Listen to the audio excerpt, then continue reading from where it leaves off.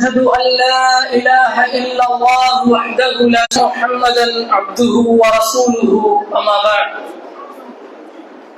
اللهم صل على محمد وعلى آل محمد كما صليت على إبراهيم وعلى آل إبراهيم إنك حميد مجيد اللهم بارك على محمد وعلى آل محمد كما باركت على إبراهيم وعلى آل إبراهيم إنك حميد مجيد فإن أصدق الحديث كتاب الله وأحسن الحدي حدي محمد صلى الله عليه وسلم وشر الأمور محدثاتها وكل محدثة بدعة وكل بدعة ضلالة وكل ضلالة في النار رب اشرح لي صدري ويسر لي أمري واحلل عقدة من لساني ويفقهوا قولي ربي زدني علما. வார்த்தைகளில் மிகச்சிறந்த வார்த்தை அல்லாஹ்வுடைய வார்த்தை என்றும் வழிகாட்டுதலில் மிக நேரிய வழிகாட்டுதல் நம்முடைய தூதர் முஹம்மது ஸல்லல்லாஹு அலைஹி வஸல்லம் அவர்களுடைய வழிகாட்டுதல் என்றும் காரியங்களில் மிக மிக மோசமானது இந்த மார்க்கத்தில் புதுமைகளை புகுத்துவது, ஒவ்வொரு புதுமையான காரியமும் வழிகேடு, ஒவ்வொரு வழிகேடும் உங்களை நரகத்திலே கொண்டு போய் சேர்க்கும் என்று நம்முடைய தூதர் இந்த முஸ்லிம் சமுதாயத்திற்கு சொன்ன அனைத்து உபதேசங்களின் பொழுதும் எடுத்துரைத்த இந்த செய்தியை இந்த அல்லாஹ்வை பற்றி அறிந்து கொள்ளக்கூடிய இந்த நிகழ்விலே உங்களுக்கும் எனக்கும் நினைவுபடுத்திக் கொள்ள கடமைப்பட்டிருக்கிறேன். கண்ணியத்திற்குரிய அல்லாஹ்வுடைய நல்லடியார்களே, சகோதர சகோதரிகளே, புனிதமிக்க இந்த ரமலானுடைய மாதத்தில் கிட்டத்தட்ட 8 நோன்புகளை நோற்ற நிலையிலே நாம் எல்லாம் அவன் அல்லாஹ் தஆலா நம் மீது காட்டித் தந்திருக்கக்கூடிய இரவு வணக்கங்களை முழுமையான முறையில் நின்று வணங்கி மேலும் அவனுடைய மார்க்கத்தை அறிந்து கொள்ள வேண்டும் என்ற ஆர்வத்தோடும் அக்கறையோடும் அதை நம்முடைய வாழ்க்கையில் நடைமுறைப்படுத்தி நாளை சொர்க்கத்தில் நுழைய வேண்டும் என்ற ஒரு உன்னதமான நோக்கத்திலே நாம் எல்லாம் பயணித்துக் கொண்டிருக்கிறோம். இப்படி தினந்தோறும் நமக்கு மத்தியிலே ஒவ்வொரு தலைப்பிலும் உரைகள் நிகழ்த்தப்படுவதற்கான காரணம் என்னவென்று சொன்னால், அல்லாஹ் குர்ஆனில் சொல்லுகிறான், நீங்கள் என்னை நம்பிக்கை கொண்ட மக்களுக்கு நீங்கள் நினைவுபடுத்துங்கள். இந்த உலகத்தின் போக்கிலே மறந்து சென்று கொண்டிருக்கக்கூடிய அந்த நிலையிலே அவர்களுக்கு நீங்கள் அல்லாஹ்வை பற்றியும் அவனுடைய கட்டளைகளை பற்றியும் நீங்கள் நினைவுபடுத்தி சொல்லுங்கள், அது அவர்களுக்கு பயனளிக்கும் என்பதாக அல்லாஹ் தஆலா குர்ஆனிலே சொல்லி காட்டுகிறார். அப்படி என்று சொன்னால் இந்த உரைகள் நமக்கு மத்தியில் ஒவ்வொரு நாளும் நினைவுபடுத்தப்படுவது என்பது நமக்கு பயனளிக்கக்கூடிய வகையிலே அது அமைய வேண்டும் என்பதற்காகத்தான். மேலும் அல்லாஹ் குர்ஆனிலே சொல்லுகிறான், அவர்களுக்கு நாம் நன்மையை நாடி இருந்தால் அவர்களை நம்மை பற்றி என்னை பற்றி கேட்க செய்திருப்போம் என்று அல்லாஹ் சொல்கிறார். அதாவது ஒரு முஸ்லிமிற்கு அல்லாஹ் நலவை நாடிவிட்டால் அவருடைய மார்க்கத்தை கேட்கக்கூடிய அந்த இடத்திலே அல்லாஹ் அவரை உண்டாக்கி விடுவான். இந்த பயான்களை கேட்பதன் மூலமாக எனக்கு என்ன பயன் என்ற சிந்தனை நம்மிடத்தில் வந்துவிடக் கூடாது. கேட்பதே ஒரு விதமான பயன்தான். கேட்பதே அல்லாஹ் எனக்கு நலவை நாடி இருக்கிறார் என்பதற்கான ஒரு அடையாளம் என்பதை நாம் முதலிலே அடிப்படையாக புரிந்து கொள்ள வேண்டும். ஏனென்று சொன்னால், எத்தனையோ முஸ்லிம்கள் இன்றைக்கு இரவு தொழுகையில் பங்கெடுக்காதவர்களாக இருந்து கொண்டிருக்கிறார்கள், அல்லது மார்க்கத்தை பற்றிய இந்த இம்முடைய மஜ்லிஸ்களில் அமராத ஒரு மன நிலையிலே சிந்தனை போக்கிலே இருந்து கொண்டிருக்கிறார்கள். அப்படி என்று சொன்னால், முதலிலே அவனுடைய மார்க்கத்தை கேட்பது என்பது ஒரு மிகப்பெரிய பாக்கியம் என்பதை நம்முடைய மனதிலே ஆழமாக பதிய வைக்கிறது. ஏனென்று சொன்னால், முதலிலே மார்க்கத்தை நாம் கேட்டுக்கொள்வோம். கேட்டு அதன் பிறகாக அதை அறிந்து கொண்டு நம்முடைய வாழ்க்கையில் என்றைக்காவது ஒரு நாள் பயானிலே சொன்ன ஒரு விஷயம், அல்லது நாம் படித்த ஒரு விஷயம் என்ன செய்யும்? அந்த உணர்வு நமக்கு கொண்டு வரும். கேட்போம், அறிந்து கொள்வோம், அதன் மூலமாக உணர்வு பெறுவோம். அந்த உணர்வின் மூலமாக செயல்பாட்டுக்கு அந்த விஷயத்தை, அந்த கற்ற இந்த காரியத்தை கொண்டு வருவோம், பின்பு அதை நிலைநாட்டுவோம். இப்படி கேட்பது என்பது நாம் ஒரு அமலை செய்வதற்கான முதல் படி என்பதை முதன்மையாக நாம் புரிந்து கொள்ள வேண்டும். முதலில் நம்முடைய நிலைகளை நிறுத்திக் கொள்ள வேண்டும். அப்படியானால் இன்றைக்கு நமக்கு மத்தியிலே தரப்பட்டிருக்கக்கூடிய தலைப்பு என்னவென்று சொன்னால், ரமலானும் குர்ஆன் அதிலே நாம். இந்த தலைப்பை சுருக்கி நாம ஒரு 2 வார்த்தையில் சொல்ல வேண்டும் என்று சொன்னால், குர்ஆனும் ரமலானும். எல்லா இடத்திலும் நீங்க தலைப்பை பார்த்திருக்கலாம், ரமலானும் குர்ஆனும் தான் இருக்கும். இப்ப நம்ம ஏன் குர்ஆனும் ரமலானும் சொல்றோம்னா பின்னாடி உங்களுக்கு இன்ஷா அல்லாஹ் விளங்கும் என்று நினைக்கிறேன். இப்ப குர்ஆனும் ரமலானும் என்று சொன்னால், முதலிலே நாம் எல்லாம் ஷஹ்ரு ரமலான், அந்த ரமலானுடைய மாதத்தில் இருக்கிறோம்.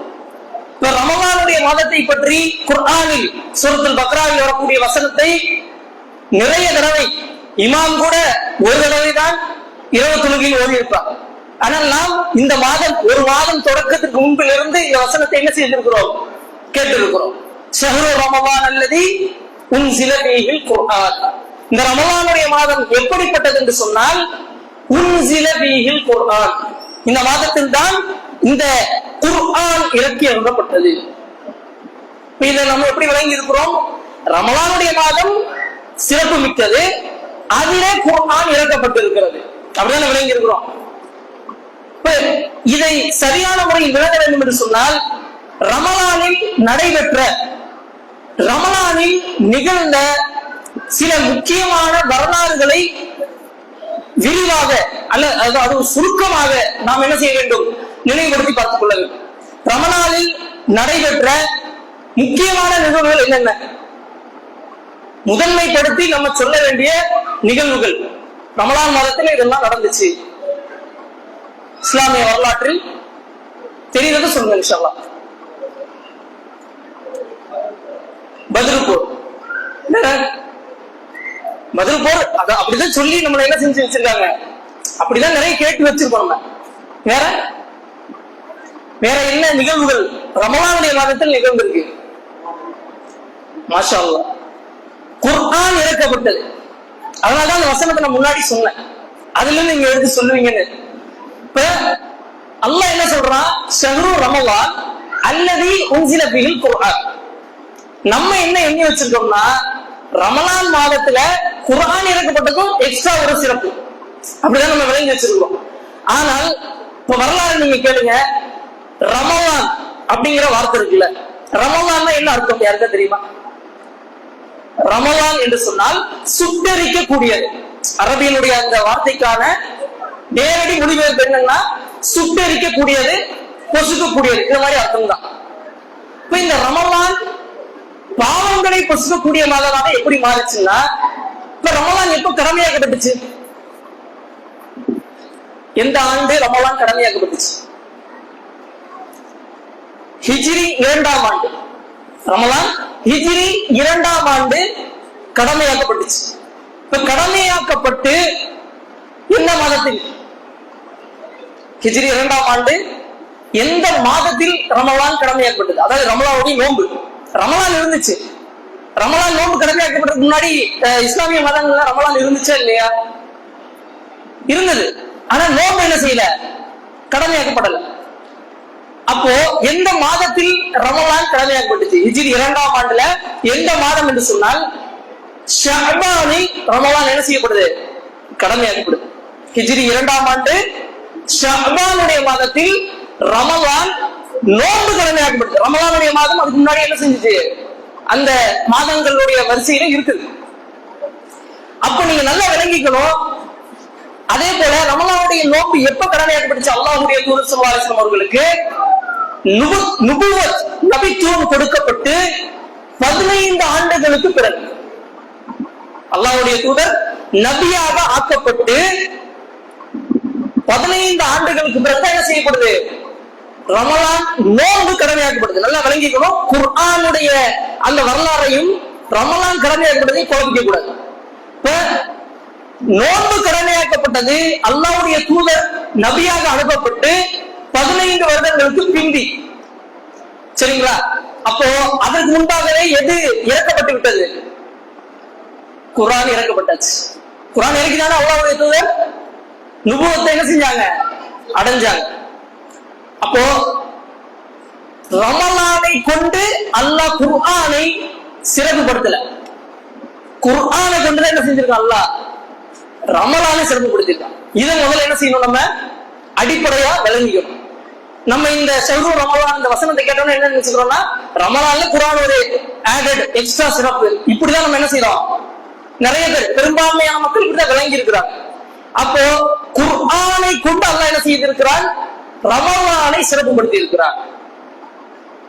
இப்ப இந்த குர்ஆனுடைய வரலாறுங்கிறது தனி, அது இறக்கப்பட்டது தொகுக்கப்பட்டதுங்கிறது தனி. அதை சொல்ல நம்ம பின்னால பேசுவோம். இதுக்கு அடுத்த நிகழ்வு, முதன்மையாக குர்ஆன் இறக்கப்பட்டது. இரண்டாவதாக பத்ரு போர் நடைபெற்றது. அது எப்ப நடைபெற்றுச்சு? ரமலானுடைய மாதம் எப்ப நடைபெற்றுச்சு? 17ஆம் நாள். சரிங்களா? நோம்புனுடைய, அதாவது ரமலானுடைய 17ஆம் நாள் பத்ரு போர் நடைபெற்றுச்சு. எப்போ? எந்த வருடம்? அத சொல்லல. எந்த வருடம்? அதே வருடம் தான். எந்த வருடம் நோன்பு கடமையாக்கப்பட்டுச்சோ எந்த வருடம்? ஹிஜ்ரி 2. அந்த ஹிஜ்ரி 2ஆம் ஆண்டு தான் நோன்பு கடமையாக்கப்பட்ட அதே வருஷத்துலதான் ஷஅபான்ல அல்லாஹ் என்ன செய்யறான்? குதிபா அலைக்கும் ஸியாமு கமா குதிபா அலல்லதீன மின் கப்லிக்கும் லஅல்லக்கும் தத்தகூன். நோன்பு கடமையாக்கிட்டான்.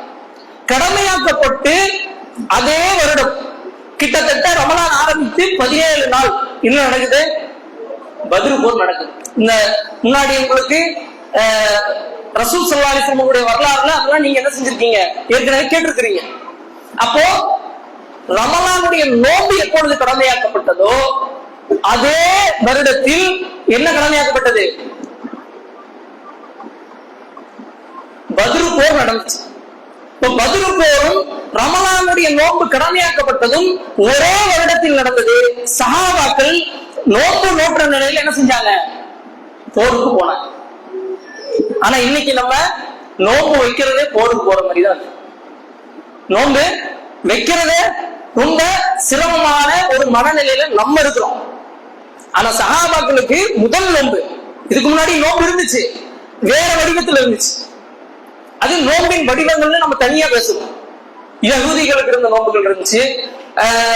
சஹாபாக்கள் எப்படி நோன்பு வச்சிருக்கிறாங்கன்னா, நோன்பு வைப்பாங்க சார் வச்சு. இஃப்தார் திறக்கக்கூடிய அந்த கரெக்டான நேரத்துல இஃப்தார் திறக்கலைன்னா மீண்டும் என்ன செய்யறாங்க? அந்த நோன்பை அப்படியே கண்டினியூ பண்ணி அடுத்த இஃப்தார்ல என்ன செய்வாங்க? திறப்பாங்க. இது ஒரு முறை இருந்துச்சு. இதை ரசூல் ஸல்லல்லாஹு அலைஹி வஸல்லம் அவர்கள் பின்னால என்ன செஞ்சாங்க? தடை செய்தார்கள்ங்கிறதெல்லாம் வரலாறுல இருக்கு. சரிங்களா? அப்போ ரசூல் நபி ஸல்லல்லாஹு அலைஹி சஹாபாக்கள் நோன்பு வைத்த நிலையில் பத்ரு போருக்கு போயிருக்கிறாங்க. இது இரண்டாவது நிகழ்வு. முதல்ல நோன்பு கடமையாக்கப்பட்டிருக்கு. இரண்டாவது பத்ரு போர் நிகழ்ந்தது. முஸ்லிம்கள் என்ன செஞ்சாங்க? 300 சொச்சம் பேரை கொண்டு அல்லாஹ் இலகுவான ஒரு வெற்றியாக அதை கொடுத்தான் நோன்பு வைத்த நிலையில. மூன்றாவது நிகழ்வு என்னன்னா, என்ன சொல்லுங்க நீங்களே, ரமலான்ல நடந்த மூன்றாவது நிகழ்வு. 2ல ஒண்ணு அவர் சொல்லிட்டாங்க, ஒண்ணு அவர் சொல்லிட்டாங்க. இனி ஒண்ணு மிக முக்கியமான நிகழ்வு இல்ல, அகல் போருக்கான ஆயத்த பணிகள் தான் ரமலான்ல நடந்துச்சுன்னு வரலாறுல என்ன செய்யறாங்க? சொல்றாங்க. ஃபத்ஹு மக்கா. ஃபத்ஹு மக்கா எப்ப நடந்தது? ரமலான்ல தான் நடந்துச்சு. நீங்க வரலாறு எடுத்து படிச்சு பாருங்க. ரமலானில் ஃபத்ஹு மக்கா நடந்தது. ரசூல் ஸல்லல்லாஹு அலைஹி வஸல்லம் அவர்கள் மதீனாவில் இருந்து நோன்பு வைத்தவர்களாக மதீனாவில இருந்து என்ன செய்யறாங்க? மக்காவை நோக்கி புறப்படுறாங்க. புறப்பட்டு கதீத் என்று சொல்லக்கூடிய இடத்தில் அல்லாஹ்வுடைய தூதர் ஸல்லல்லாஹு அலைஹி வஸல்லம் அவர்கள் கதீதுங்கிற இடத்துல வச்சு என்ன செய்யறாங்க? எல்லா சஹாபாக்களுக்கு முன்னாலும் நோன்பை திறந்தார்கள். இப்ப இதை குறித்து இப்னு அப்பாஸ் ரலியல்லாஹு அன்ஹு சொல்கிறார்கள். இப்ப இதுல இருந்து நமக்கு ஒரு நோம்பினுடைய சட்டம் இருக்கு. என்ன செய்யலாம்? பயணத்துல விரும்பியவர்கள் என்ன செய்யலாம்? நோன்பு வைக்கலாம், குற்றமில்லை. நோன்பை விட்டாலும் அல்லாஹ் என்ன செய்ய மாட்டான்? குற்றம் பிடிக்க மாட்டான். இப்ப 3 முக்கியமான சம்பவங்களை சுருக்கமான சொல்லியிருக்கிறார். நோன்பு கடமையாக்கப்பட்டது, அல்ல குர்ஆன் இறக்கப்பட்டது, அடுத்தது பத்ர் போர் நடைபெற்றது, ஃபத்ஹு மக்கா. இந்த 3 நிகழ்வுகளும் நமக்கு என்ன உணர்த்துதுன்னா, குர்ஆனை பத்தி பேசுறதுக்கு முன்னாடி ரமலானில் இதெல்லாம் நடந்திருக்கு. இது அல்லாமல் இன்னும் நிறைய கதக் போருக்கான ஆயத்த பணிகள் நடந்திருக்கு. ரசூல் ஸல்லல்லாஹு அலைஹி வஸல்லம் காலத்துக்கு பின்பாக, அதாவது மன்னருடைய ஆட்சி காலம், அதாவது ஹலீஃபாவுடைய ஆட்சி காலத்துக்கு பின்னால நிறைய போர்கள் எதுல நடந்திருக்கு? ரமலானுடைய மாதத்தில் நடந்திருக்கு. அது நம்ம தனியா பேசணும். ரமலானும் அதில் நடந்த நிகழ்வுகள் அப்படின்னு சொல்லி தனியா பேச வேண்டியது. இப்ப இங்க எதுக்கு இதை சொல்றேன்னா, இப்ப இவ்வளவு நிகழ்ச்சிகள் எந்த மாதத்திலும் குடிச்சுக்கிட்டே இருக்கோம். குழந்தைகிட்டே சொல்றோம் குடி குடி குடின்னு சொல்றோம். ஏன் என்ன அந்த குழந்தைக்கு நம்ம கத்துக் கொடுக்குறோம்? இதுக்கப்புறம் நீ சாப்பிடவே போறது இல்லை அப்படிங்கிற அளவுக்கு அந்த மனநிலையை என்ன செய்யறோம்? நம்ம கொடுக்குறோம். நம்மளை அறியாமலேயே தெரியாமலேயே அந்த மனநிலையை அந்த குழந்தைக்கு என்ன செய்யறோம்? கொடுக்குறோம். என்ன செய்ய முடியாது, மறுக்க முடியாது. ஆனால் நம்ம ஒரு பலகீனம் கற்பனை பண்ணி வச்சிருக்கிறோம்ல, அந்த அளவிற்கு பலகீனம் இருக்குதான்னா இல்லை. இப்ப சஹாபாக்கள் என்ன செய்திருக்கிறார்கள்? ரமலானில் நோன்பை வைத்திருக்கிறார்கள், பத்ர் போரிலே ஈடுபட்டிருக்கிறார்கள், ஃபத்ஹு மக்கா என்று சொல்லக்கூடிய மிகப்பெரிய வரலாற்று நிகழ்வில். அப்ப யார் பலகீனத்தை உணர்ந்திருக்க வேண்டும்? சஹாபாக்கள் உணர்ந்திருக்க வேண்டும். ஆனா சஹாபாக்கள் உணர்ந்தார்களா? இல்ல. அவர்கள் உணராததனால்தான் பத்ர் போரில் அல்லாஹ் வெற்றியை கொடுத்தார். இப்ப நம்ம முதன்மையா என்ன செய்யணும்? இந்த ரமலானுடைய மாதம் என்பது பலகீனமான மாதம் என்கிற இந்த உள்ளத்தில் இருக்கக்கூடிய, நம்முடைய சிந்தனையில் பதிந்திருக்கக்கூடிய இதை எடுத்தாதான் குர்ஆனை பத்தி நம்ம பேசினாலும் சரி, குர்ஆனுடைய சிறப்புகளை நம்ம சொன்னாலும் சரி, அதை செய்வதற்குண்டான வழிகள் நமக்கு கிடைக்கும். ரமலானுடைய மாதம் பலகீனங்கிற மனநிலையில் இருந்து கொண்டு குர்ஆனை பத்தி சிறப்புகளை பேசி, குர்ஆனுடைய சிறப்புகளை தெரிந்து கொண்டு எந்த பயனும் இல்லை. நிறைய உரைகள் நம்ம என்ன செஞ்சிருக்கிறோம்? கேட்டிருக்கிறோம். ஆனால் கேட்டதற்கு பின்பாக சிறப்பு, மாஷா அல்லாஹ், அல்லாஹ் இவ்வளவு கண்ணியம் இந்த குர்ஆனை கொடுத்திருக்கான், இந்த குர்ஆனை கொண்டு இவ்வளவு அற்புதங்களை அல்லாஹ் செஞ்சிருக்கிறான் என்று வியக்கிறோம், பிரமிக்கிறோம். பள்ளிவாசலை விட்டு, அந்த மஜ்லிஸை விட்டு வெளியே போனோம்னா என்ன செஞ்சிடறோம்? அவ்வளவுதான். இதுதான் யதார்த்த நிலையாக நம்முடைய மனநிலை இருந்து கொண்டிருக்கிறது. அப்படி என்று சொன்னால், முதலிலே ரமலான் பலமான ஒரு மாதம், ரமலான் பலமான ஒரு மாதம். அதனால்தான் எந்த மாதத்தில் இல்லாம இரவு தொழுகையில் என்ன செய்யறோம்? ஈடுபடுறோம். 13.5 மணி நேரத்திற்கு மேலாக என்ன செய்கிறோம்? நோன்பு வைக்கிறோம். இதெல்லாம் எதனால? பலத்தை அல்லாஹ் வழங்கி இருக்கிறார், பலத்தை அல்லாஹ் வழங்கி இருக்கிறார் என்ற அடிப்படையில் முதல்ல என்ன செய்யணும்? நம்ம புரிந்து கொள்ள வேண்டும். அப்படி என்று சொன்னால், ரமலானை அல்லாஹ் பலமிக்க ஒரு மாதமாக நமக்கு தந்திருந்தும் கூட, சில விஷயங்கள், இரவு தொழுகைகள், நோன்பு வைக்கக்கூடிய விஷயங்கள், இதில் எல்லாம் அல்ஹம்துலில்லாஹ் இங்க இருக்கக்கூடிய அனைத்து மக்களும் இரவு தொழுகை முழுமையாக வித்திரு வரை தொழுது கொண்டு என்ன செய்யறோம்? இங்க இருக்கிறோம். இப்ப இங்க இல்லாதவங்களை பத்தி நம்ம பேச போறோம், இங்க இருக்கக்கூடியவங்களை பத்தி தான் என்ன செய்யறோம்? நம்ம பேச போறோம். அப்போ இதே இருக்கக்கூடிய நாம், இப்ப அடுத்தது என்னது? ரமலானும் குர்ஆன். இப்ப நம்ம என்ன சொல்லிட்டோம்? குர்ஆனும் ரமலான். ஏன் சொன்ன? குர்ஆன் தான் ஃபர்ஸ்ட். குர்ஆனை கொண்டுதான் அல்லாஹ் என்ன செஞ்சிருக்கான்? ரமலானை சிறப்புப்படுத்தியிருக்கான். அப்ப குர்ஆன் முதன்மைப்படுத்தப்பட வேண்டும், நோன்பு வைத்த நிலையிலும் சரி, நோன்பு வைக்காத காலத்திலும் சரி. அப்ப குர்ஆன் முதன்மைப்படுத்தப்பட வேண்டும் என்று சொன்னால், நம்ம எப்படி முதன்மைப்படுத்தி கொண்டு இருக்கிறோம்? நம்ம காலையிலிருந்து நோன்பு வைத்த அந்த ஃபஜ்ருடைய தொழுகையிலிருந்து எடுத்துக்கொண்டோம் என்று சொன்னால், குர்ஆனை நம்ம கேட்கிறது தொழுகைகள்ல மட்டும்தான். ஆமாவா இல்லையா? ஃபஜ்ர் தொழுகை, லுஹர் அஸ்ர்ல இமாம் ஓத மாட்டாரு. அடுத்து மக்ரிப் சிறிய சூறாக்கள், இஷா கொஞ்சம் அதை விட பெரிய சூறாக்கள். அதை விட அதிகமாக குர்ஆனை கேட்கக்கூடிய இடம் கியாமுல் லைல், இரவு தொழுகைகள். இப்ப இந்த இடம் மட்டும்தான் என்னது? குர்ஆனை நாம் நேரடியாக கேட்கக்கூடிய ஒரு இடங்கள். இது இல்லாம ஓதக்கூடியவர்கள் இருக்கலாம், அது இன்னும் சிறப்பு மிக்கது, அப்படித்தான் இருக்க வேண்டும். ஆனால் பெரும்பான்மையான மக்களை பற்றிதான் இங்க நம்ம சொல்றோம். பெரும்பான்மையான மக்கள், அதுவும் நம்ம இரவு தொழுகைகள்ல நம்ம தொழுதிருக்கிறோம், அதுல மாற்றுக்கிறது இல்லை, அதுக்கு நன்மை அல்லாஹ் தருவான். ஆனால் என்ன நிலையில தொழுகிறோம்? இன்னைக்கு தொழுதோம் 1 மணி நேரம் 1.25 மணி நேரம் செலவழித்து இரவு தொழுகைகளை தொழுதோம். சில மக்கள், அல்லாஹ்வால் பாதுகாக்கப்பட்ட சில மக்கள் நல்ல கவனித்து அல்லாஹ் குர்ஆனில் சொல்றானா இல்லையா, வஇதா குர்ஆல் குர்ஆன் ஃபஸ்தமிஉ வன்சிது. குர்ஆன் அவர்களுக்கு மத்தியில் ஓதப்பட்டால் அவர்கள் என்ன செய்வார்கள்? செவிதாழ்த்தி கேட்கணும், காது கொடுத்து கேட்கணும். ஆனா நம்ம எப்படி நின்றுப்போம்? மனிதனுடைய இயல்பு மந்த நிலையில இருக்கும். பெரும்பான்மையான மக்கள் எப்படி நிற்கிறாங்க? தக்பீர் கட்டுறாங்க, சுஜூது செய்யக்கூடிய இடத்தை பாக்குறாங்க. ஆனா இமாம் என்ன ஓதுறாருன்னு அவருக்கு விளங்கல, எந்த ஜுஸுல போய்கிட்டு இருக்காருன்னு தெரியல, என்ன சூறா ஓதுறாருன்னு தெரியல, ஆனா ஓதுறாரு. இப்படிதான் நம்ம என்ன செய்யறோம்? தொழுகை, இரவு தொழுகைகளை என்ன செய்யறோம்? பெரும்பான்மையான மக்கள் நிக்கிறோம், சில மக்களை கிள. இப்ப இதனுடைய அடிப்படை என்னன்னு சொன்னா, குர்ஆன இரவு தொழுகையை தாண்டி நம்ம எடுத்து பார்க்கிறது கூட கிடையாது. குர்ஆன் ஓத தெரியாத மக்களை நம்ம இதுல இருந்து விளக்கிடலாம். அவர்கள் அதை ஓதுவதற்கு இந்த ரமலானில் என்ன செய்ய வேண்டும்? முயற்சி செய்ய வேண்டும். இன்னும் சில மக்கள் இருக்கிறாங்க, எனக்கு குர்ஆன் ஓத மட்டும் தெரிஞ்சிருந்துச்சுன்னா பாய் 2 குர்ஆன் முடிச்சிருப்பேன். ஓத தெரிந்தவர்களே இங்க ஓதவில்லை, அதான் இங்க பிரச்சனை. அப்போ ரசூல் ஸல்லல்லாஹு அலைஹி வஸல்லம் அவர்களுக்கு நுபுவத்தே 40 வயதுல தான் கிடைக்குது. ரசூலுல்லாஹி ஸல்லல்லாஹு அலைஹி வஸல்லம் எப்படிப்பட்டவங்க? ஆல்ரெடி நீங்க வரலாறுலாம் கேட்டிருக்கிறீங்க. எப்படிப்பட்டவங்க? எழுத படிக்க தெரிஞ்சவங்களா? உம்மி நபி. அப்ப ரசூல் ஸல்லல்லாஹு அலைஹி வஸல்லம் அவர்கள் குர்ஆனை மனனம் செஞ்சாங்களா இல்லையா? எழுத படிக்கவே தெரியாது, ஆனா என்ன செஞ்சாங்க? ரசூலுல்லாஹ் மனனம் செய்தார்கள். சஹாபாக்கள் செய்தார்களா இல்லையா? செய்தார்கள். எல்லாருக்கும் என்னது? அபோவ் 40, 40 வயசுக்கு மேல பெரும்பான்மையான மூத்த சஹாபாக்கள். ஆனா என்ன செய்தாங்க? குர்ஆனை மனனம் செய்தாங்க. தெரியாட்டி தெரிந்தவர்கள்ட்ட கேட்டாங்க. சில நாள் வேலைக்கு செல்வார்கள், சில நாள் அந்த குர்ஆனுடைய வசனங்களை மனனம் செய்வார்கள். இப்படி எல்லாம் செஞ்சிருக்கிறாங்க. அவருடைய வாழ்க்கையை குர்ஆனுக்கு தகுந்த மாதிரி மாத்திக்கிட்டாங்க. நம்ம என்ன செஞ்சிருக்கிறோம்னா, நமக்கு தகுந்த மாதிரி குர்ஆனை மாத்திட்டோம். இப்படி மாத்திட்டோம்னா வெறும் தொழுகையில மட்டும் போதும். ஃபஜ்ர் முடிச்சுட்டு குர்ஆன் ஓதல் இல்ல. இன்னல் குர்ஆன அதாவது அல்லாஹ் என்ன சொல்றாரு? குர்ஆன் வந்து ஃபஜ்ருடைய நேரத்தில் ஓதக்கூடியது. ஆனா நம்ம ஃபஜ்ர் முடிந்த உடனே ஒரு வேகம் இருக்கும். எங்க போவோம்? நேரா வீட்டுக்கு போவோம். விலக்கி விட்ட போர்வைய மறுபடியும் அந்த போர்வைக்குள்ள நம்ம போயிருவோம். திரும்பியும் வேலை இருந்தா எந்திரிப்பாங்க 10 மணிக்கு 11 மணிக்கு. இல்லைன்னா எங்க? சில பேர் நுகருக்கு, சில பேருக்கு இஃப்தாருக்கு தான்.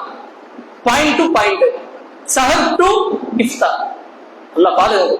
எப்படிப்பட்ட ஒரு நிலையில் நம்முடைய ரமலான் போயிட்டு இருக்கு. போன ரமலானில் நம்ம என்ன நியத்து வச்சிருப்போம்? குர்ஆன் தெரியாட்டினா குர்ஆன் ஓதணும், அல்லது குர்ஆனை வந்து திக்கி ஓத தெரிஞ்சிச்சுன்னா சரளமாக ஓதணும், குறைவான சூறாக்கள் மனனமா இருந்துச்சுன்னா அதிகப்படுத்தணும். இப்பெல்லாம் நியத்து வச்சிருக்கோம். இந்த ரமலான்லயும் வச்சிருப்போம். வருஷம் நியத்து மட்டும்தான். பெரும்பான்மையான மக்கள், சில மக்கள் அவங்களெல்லாம் விதிவிலக்கு. அவர்கள் முயற்சி செய்து அவர்கள் என்ன செய்கிறார்கள்? குர்ஆன் ஓத தெரியாத மக்கள், நிறைய மக்கள் ரமலானில் என்ன செய்கிறார்கள்? குர்ஆனை ஓத கற்றுக்கொள்கிறார்கள். மனனம் செய்தவற்றை என்ன செய்கிறாங்க? தௌர் பண்றாங்க, அல்லது முயற்சியாக செய்யறாங்க. நம்முடைய பள்ளியில நூற்றுக்கு முன்னாடி என்ன நடக்குது? பெண்களுக்கான அந்த குர்ஆன் ஓதி கொடுக்கக்கூடிய மதரசா நடக்குது. மாஷா அல்லாஹ். நிறைய பெண்கள் என்ன செய்யறாங்க? தாய்மார்கள் வந்து கற்றுக்கொள்கிறாங்க. ஆனால் பெரும்பான்மையான மக்கள் என்ன செய்யறோம்? நம்ம ரமலானை தூக்கத்திலும் அரட்டையிலும் வீணாக்கி கொண்டிருக்கோம். குர்ஆன் நம்ம கிட்ட இல்ல. குர்ஆனை ஓதுறது யாருன்னா இமாம் தான். தொழுகை வைக்கக்கூடியவர் மட்டும்தான் என்ன செய்யறாரு? ஃபஜ்ர்ல, மக்ரிப்ல, இஷால, கியாமுல் லைல்ல அவர் தௌர் பண்ணிடுவார். தொழுகை வைக்கக்கூடிய அந்த சகோதரர் மாஷா அல்லாஹ் அருமையான ஒரு குரல் வழக்கோடு இருக்கக்கூடியவர் நமக்கு என்ன செஞ்சாங்க? இமாமாக நியமிக்கப்பட்டிருக்கிறார். ஆனால் அதை கேட்கக்கூடிய நம்ம தயார் நிலையில அந்த கியாமுல் லைலுக்கு வருவதில்லை. கியாமுல் லைலுக்கு நம்ம தயார் நிலையில வருவதில்லை. ஏன் என்று சொன்னா அவர் எங்க ஓதுறாரு, அதற்கான ஒரு ஈடுபாடு, குர்ஆனுடைய கண்ணியம் எல்லாம் நமக்கு தெரியும். தெரியாமலாம் இல்ல. நிறைய மஜ்லிஸ்களில் அமர்ந்து குர்ஆனை பற்றி, மகத்துவத்தை பற்றி, குர்ஆன் இறக்கப்பட்ட வரலாறை பற்றி ஒவ்வொரு ரமலானிலும் எல்லா பள்ளியிலையும் பயான் கேட்டிருக்கும். கிட்டத்தட்ட அவங்களோட வயசுக்கு தகுந்த மாதிரி பயான்கள் இருக்கும். இப்ப பயான்கள் கேட்டது நம்ம ஆரம்பத்துல சொன்ன மாதிரி கேட்க வேண்டும், அறிந்து கொள்ள வேண்டும், அதுக்கு அடுத்த ஸ்டெப்புக்கு போறதுதான் நமக்கு ஒரு பெரிய தடைகள் இருக்கும். அடுத்த ஸ்டெப் என்ன? உணர்வு பெற வேண்டும். சில பேர் அந்த ஸ்டெப்ல இருப்பாங்க. ஆனா அதுக்கு அடுத்த ஸ்டெப்பான செயல்பாட்டு போக மாட்டாங்க. கேட்டா என்ன சொல்லுவாங்க? வேலை பளு சொல்லுவாங்க, நிறைய வேலை இருக்கு. அல்லது என்ன சொல்லுவாங்க? எனக்கு வயதாகிடுச்சு. அதுக்கு நம்ம முன்னாடி சொல்லிட்டோம், சஹாபாக்களோட வயது எல்லாமே ஏறக்குறைய நம்மை விட அவர்கள் எல்லாம் மூத்தவர்கள் வயது. அப்போ இது மாதிரியான காரணங்கள். அப்ப இது ஒரு ஈமானிய பலகீனமாக தான் நம்ம பார்க்கிறோம். ஒரு முஃமின் எந்த காரணமும் சொல்ல மாட்டோம். ஏன் இந்த பலகீனம் நம்ம கிட்ட வந்திருக்குன்னா, நம்ம இஸ்லாத்தை தனியாகவும் உலக வாழ்க்கையை தனியாகவும் பிரிச்சுட்டோம். ரெண்டா பிரிச்சுட்டோம். பார்ட்டிஷன், இது உனக்கு இது உங்களுக்கு என்று என்ன செஞ்சிருக்கோம்? பிரிச்சிருக்கோம். நோம்பா பள்ளிக்கு வருவோம், தொழுகையா பள்ளிக்கு வருவோம், ஏதாவது ஒரு நிகழ்வா முயற்சி செய்து பள்ளிக்கு வருவோம். அது அல்லாத உலகத்தினுடைய வெளியே போயிட்டோம்னா அங்க அவர்கிட்ட இஸ்லாம் இருக்காது, ஈமான் இருக்காது, அல்லாஹை பற்றிய நினைவு இருக்காது, எதுவும் இருக்காது. ஏன் பாய்? அது ஆன்மீகம் வேற, இது உலகம் வேற பாய். யாரு அவரு? நமக்கு என்ன செய்வாரு? விளக்கம் சொல்வாரு. ஆனா ரசூல் ஸல்லல்லாஹு அலைஹி வஸல்லம் அவர்கள் அவர்களுடைய வாழ்க்கையும் சரி, அல்லாஹ்வுடைய இந்த திருக்குர்ஆனும் சரி அதைத்தான் சொல்லுதான்னா இல்ல. அல்லாஹ்வுடைய தூதருடைய வாழ்க்கையை பற்றி கேட்கப்பட்டது. என்ன சொன்னாங்க? அல்லாஹ்வுடைய தூதருடைய வாழ்க்கை குர்ஆனாக இருந்தது. வெறும் ஓதுறது மட்டும் கிடையாது, வாழ்க்கையிலும் என்ன இருந்தது? குர்ஆன் இருந்தது என்ற செய்திகளை நம்ம எல்லாம் தெரிந்து வைத்திருக்கிறோம். ஆனால் நம்முடைய வாழ்க்கையில் குர்ஆனோடு தொடர்பு, குறிப்பாக ரமலானில். இப்ப ரமலானில் அல்லாஹ் எதை கொண்டு ரமலானை கண்ணியப்படுத்தி இருக்கிறான்? குர்ஆனை கொண்டு ரமலானை கண்ணியப்படுத்தி இருக்கிறான். ஆனா அந்த குர்ஆனுடைய ஓதல் நம்மிடத்தில் மிகவும் குறைவாக இருக்கிறது என்ற அந்த சிந்தனையை நாம் எடுத்துக்கொண்டு இனியும் கிட்டத்தட்ட 20 நோன்புகளுக்கு மேல என்ன இருக்கு? நம்ம கைவசம் இருக்கு. அப்ப இந்த நோன்புகளை சரியான அடிப்படையில் பயன்படுத்தி குர்ஆனை ஓத தெரியவில்லையா? ஓத கத்துக்கணும். அல்லது முழு குர்ஆனை ஓதவில்லையா அது வரைக்கும் எடுத்து ஓதணும்.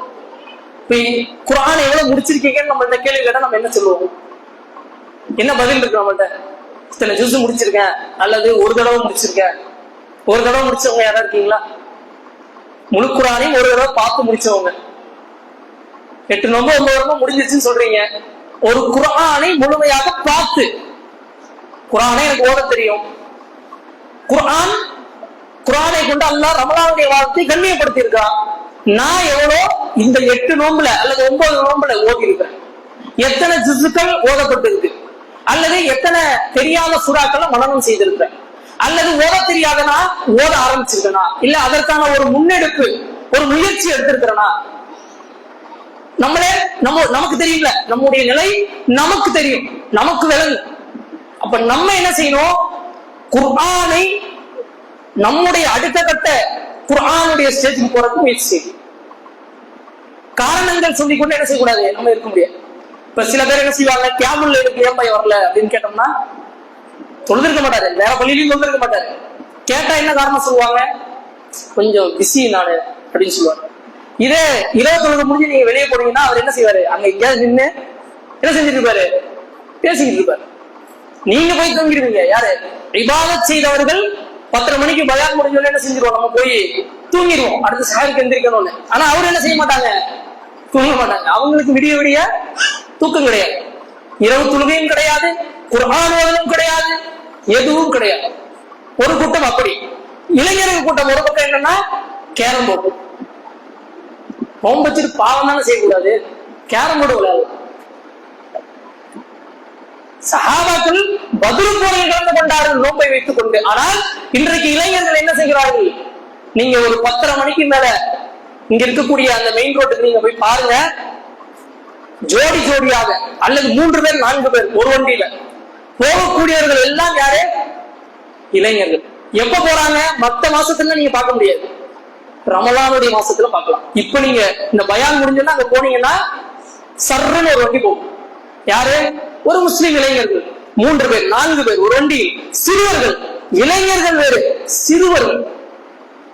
இப்படித்தான் நம்மளுடைய ரமலானும் பாழாகி கொண்டிருக்கிறது, நம்முடைய வீட்டில் இருக்கக்கூடிய மக்களுடைய ரமலானும் சீரழிக்கப்பட்டு கொண்டிருக்கிறது. அப்ப ரமலானுடைய மாதத்தில் குர்ஆனை கொண்டு அல்லாஹ் கண்ணியப்படுத்தி இருக்கிறான்னு சொன்னால், நான் அந்த குர்ஆனை எவ்வளவு கண்ணியப்படுத்துகிறேன்? வரலாறு தெரிந்து கொள்வதெல்லாம் அப்புறம், முதல்ல என்னிடத்தில் குர்ஆன் எவ்வளவு இருக்கு, இத முதன்மையாக நாம் சிந்திக்க வேண்டும். அப்படி என்று சொன்னால், இப்ப குர்ஆன் என்று சொன்னால் சுருக்கமா குர்ஆன் குர்ஆனை பத்தி தான் நமக்கு தலைப்பு, ரமலானும் குர்ஆனும். குர்ஆனுக்குள்ள போறதுக்கு முன்னாடி இதெல்லாம் நமக்கு தேவைப்படுது, அதனால ஒரு முன்னுரை மாதிரி நான் வந்து ஞாபகப்படுத்தல. இப்ப குர்ஆன் என்று சொன்னால், குர்ஆன் என்ற சொல்லுக்கான அரபியினுடைய நேரடியான அர்த்தம் என்று சொன்னால் ஓதப்படக்கூடியது. கரஅ அப்படி என்று சொன்னால் படித்தால், ஓதினார், இது அர்த்தம். குர்ஆன் என்று சொல்லக்கூடியது நேரடியாக அல்லாஹ் என்ன செய்யல, ஒரு புத்தக வடிவில் ஒன்னை இறக்கி இதை ஃபாலோ பண்ணு. மத்த நபிமார்களுக்கு அப்படிதான் அல்லாஹ் கொடுத்தான். மூசா அலைஹிஸ்ஸலாத்துக்கு அப்படித்தானே கொடுத்தான். கிறிஸ்தவர்கள் அதை என்னன்னு சொல்லுவாங்க, 10 commandments. சரி, மூசா அலைஹிஸ்ஸலாத்துக்கு. அப்ப இது மாதிரி நேரடியாக புத்தக வடிவத்தில் என்ன செஞ்ச அல்லாஹ் வேதங்களை கொடுத்தான். ஆனால் அல்லாஹ்வுடைய தூதர் ஸல்லல்லாஹு அலைஹி வஸல்லம் அவர்களுக்கு புத்தக வடிவில் குர்ஆன் கொடுக்கப்பட்டதா அல்லது வார்த்தைகள் வடிவில் கொடுக்கப்பட்டது? எப்படி கொடுக்கப்பட்டது? வார்த்தைகள் வடிவில். இப்ப குர்ஆன அல்லாஹ் தஆலா சொல்லும் பொழுது, அப்ப இந்த குர்ஆன் வந்து நஸல, நுஸுலுல் குர்ஆன் என்று சொல்லுவாங்க. குர்ஆன் இறக்கப்பட்ட வரலாறு பேரு நுஸுலுல் குர்ஆன். குர்ஆன் இறக்கப்பட்டது. அப்ப இந்த இறக்கப்பட்ட வரலாறு 2 கட்டமாக என்ன செய்யறாங்க, வரலாற்று ஆசிரியர்கள் பிரிக்கிறாங்க. குர்ஆனை இறக்கப்பட்டதை 2 விதமாக பிரிக்கிறாங்க. இப்ப இந்த குர்ஆன் இறக்கப்படுவதற்கு முன்பாக அந்த ஜாஹிலியத்து மக்களுடைய நிலை எப்படி இருந்துச்சு நம்ம கொஞ்சமா தெரிஞ்சுக்கணும். இப்ப ஜாஹிலியத்து மக்கள்னா யாருன்னா, இஸ்லாம் வருவதற்கு முன்னால் மக்காவில் இருந்த அந்த மக்கள், ப்ரீ இஸ்லாமிக் பீரியட் என்று சொல்லுவாங்க. அப்ப அந்த மக்கள் எப்படி இருந்தாங்கன்னா, சுருக்கமா சொல்லணும்னா, நம்ம கூகுளுக்கு முன்னாடி ஒன்று போடுவோம். என்ன போடுவோம்? www.google.com போடுவாங்களா இல்லையா? இந்த 3 W தான் ஜாஹிலியா காலத்து மக்களுடைய ஒட்டுமொத்த வாழ்க்கையிலும் சுருக்கமா நீங்க சொல்லிடலாம். முதல் W ஃபார் ஒயின், மதுக்கு அவர்கள் பெயர் போனவர்களாக இருந்தாங்க. இரண்டாவது W ஃபார் விமன், பெண்களுடைய விஷயத்தில் மிகவும் மோசமான ஒரு மடமைத்தனமான ஒரு கூட்டமாக மக்கள் இருந்தாங்க. மூன்றாவதாக W ஃபார் வார், போர்கள். எதுக்கு போர் செய்யறான்னு யாருக்கும் தெரியாது. இந்த பக்கத்து வீட்டில் இருக்கக்கூடிய ஒட்டகம் இந்த கொள்ளையில் வந்து மேய்ந்ததற்கு என்ன செய்வாங்க, பல காலமா என்ன செய்வாங்க, போர் செய்வாங்க. போர் செஞ்சு ஜெயிக்கலைன்னா தன்னுடைய வாரிசுகளுக்கு என்ன செய்வாங்க, அந்த மக்கள் சொல்லுவாங்க, இவனுக்கும் நமக்கும் சண்டை, போர் போய்கிட்டு இருக்கு, நீ என்ன செய்யணும், பாப்பாவுடைய மனத்தை காப்பாற்றும். இப்படி இப்ப இந்த அளவிற்கு ஜாஹிலியா காலத்து மக்கள் அறியாமலேயும் பெண்களை போகப் பொருளாகவும் பிறந்த குழந்தைகளை மண்ணில கொண்டு புதைக்கக்கூடிய ஒரு கொடூர புத்தி இருக்கக்கூடிய மக்களாகவும் இன்னும் நிறைய, அதாவது இவர்கள் எல்லாம் மோசமானவர்கள் என்று அல்லாஹ்வுடைய தூதர் சொல்லக்கூடிய அளவிற்கு, ஐயாவுல் ஜாஹிலியா என்று சொல்லக்கூடிய அளவிற்கு அந்த மக்கள் இருந்திருக்கிறாங்க. அப்ப இந்த நிலையில் இருக்கக்கூடிய வேளையில அல்லாஹ்வுடைய தூதர் ஸல்லல்லாஹு அலைஹி வஸல்லம் என்ன செய்யறாங்கன்னா, இந்த மக்கள் இப்படிப்பட்ட ஒரு மக்களுடைய கூட்டத்திற்கு மத்தியில் இருந்து அல் அமீனாக அஸ்ஸாதிகாக இருந்த அல்லாஹ்வுடைய தூதர் ஒரு கட்டத்திற்கு மேலாக இந்த கூட்டத்திலிருந்து தப்பித்து ஒரு குகையில் போய் என்ன செய்யறாங்க, சில நாட்கள் தங்கி இருக்கிறாங்க. என்ன குகை? ஏற்கனவே உங்களுக்கு வரலாறுல சொல்லி இருக்கிறாங்க,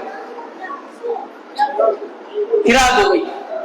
அப்ப இந்த ஹிரா குகையில் ரசூல் ஸல்லல்லாஹு அலைஹி வஸல்லம் அவர்கள் போய் தங்குறாங்க. தங்கும் போது சில செய்திகள் மக்களுக்கு பெரும்பான்மையா ஏற்கனவே இமாம் அவர்கள் உங்களுக்கு சொல்லியிருக்காங்க. இமாம் தௌஃபிக் ஃபிர்தௌஸி அவர்கள் ஆரம்பத்திலே சொன்னார், இன்னொன்று நினைவுபடுத்துறேன். ஹதீஜா ரலியல்லாஹு அன்ஹா என்ன செஞ்சாங்க, உணவு கொண்டு போயிட்டு வந்தாங்கன்னு ஒரு வளமையான ஒரு வரலாற்று போதனைகள் இருக்கு, மக்கள் மனதில் இருக்கு. ஆனால் வரலாறுகளை நீங்க எடுத்து தெளிவா படிச்சு பார்த்தா அப்படி எதுவும் இல்லை. அல்லாஹ்வுடைய தூதர் ஸல்லல்லாஹு அலைஹி வஸல்லம் அவர்களே என்ன செய்வாங்க, உணவு குடிநீர் எல்லாத்தையும் எடுத்துட்டு போய் அந்த குகையில் இருப்பாங்க. ஏன் மக்கள் இவ்வளவு மோசமா இருக்கிறாங்க? இப்ப இதுல இருந்து நமக்கு ஒரு பாடம் இருக்கு. என்ன பாடம்? நம்ம ஒரு சமூகத்துக்கு மத்தியில வாழணும், அப்படிதான் இருக்கணும். ஆனால் இந்த சமூகத்துக்கு மத்தியில் நான் வாழக்கூடிய காலத்தில் அந்த சமூகம் என்னுடைய ஈமானை பாழ்படுத்திவிடும் என்று சொன்னால், இந்த 4 பேருக்கு மத்தியில் நான் வாழ்வது என்னுடைய இஸ்லாத்தை என்னிடத்திலிருந்து வெளியேற்றிவிடும் என்று சொன்னால், அந்த கூட்டத்தை விட்டு என்ன செய்யலாம்? நம்ம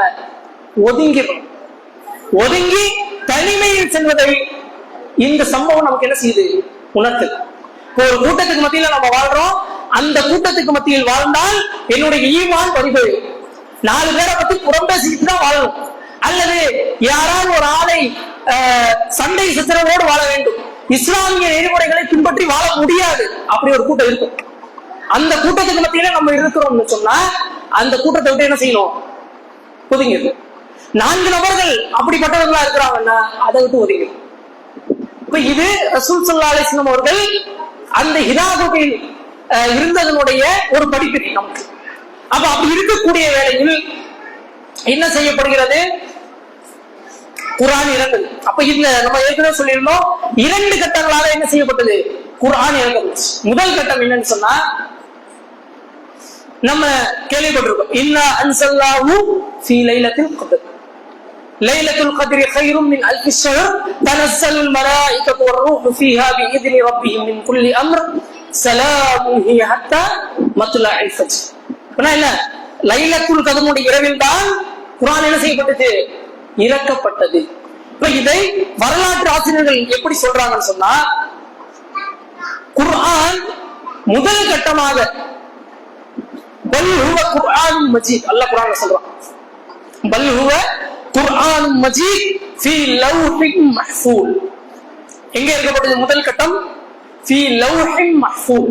மஹ்ஃபூல்ங்கற அந்த இடத்தில் என்ன செய்யப்பட்டது? குர்ஆன் இறக்கப்பட்டுச்சு. முதல் கட்டம். இப்ப அங்க இருந்துதான் அடுத்த கட்டம் என்ன செய்யப்படுது? ரசூல் ஸல்லல்லாஹு அலைஹி வஸல்லம் அவர்களுக்கு இறக்கப்படுகிறது. ரசூல் ஸல்லல்லாஹு அலைஹி வஸல்லம் அவர்கள் அந்த குகையில் இருக்கிறார்கள். இருக்கக்கூடிய அந்த வேளையிலே திடீரென்று வானம் உயரக்கூடிய அளவிற்கு, பூமியிலிருந்து வானத்தை முட்டக்கூடிய அளவிற்கு ஒரு உருவத்தை ரசூல் ஸல்லல்லாஹு அலைஹி வஸல்லம் என்ன செய்றாங்க? பார்க்கிறாங்க. இதற்கு முன்னாடி ரசூல் ஸல்லல்லாஹு அலைஹி வஸல்லம் அவர்கள் மலக்கை பார்த்ததே இல்லை.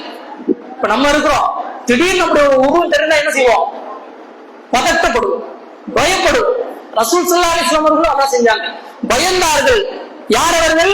ஜிப்ரீல் அலைஹிஸ்ஸலாத்து வஸ்ஸலாம் அவர்கள் தோன்றி என்ன சொன்னார்கள்? இக்ரா பிஸ்மி ரப்பிக்கல்லதி ஹலக். முதல் சொன்ன வார்த்தை என்ன? இக்ரா. நம்ம ஏற்கனவே சொல்லிருந்தோம், கர, அந்த வார்த்தையிலிருந்து தான் என்னது? குர்ஆன்.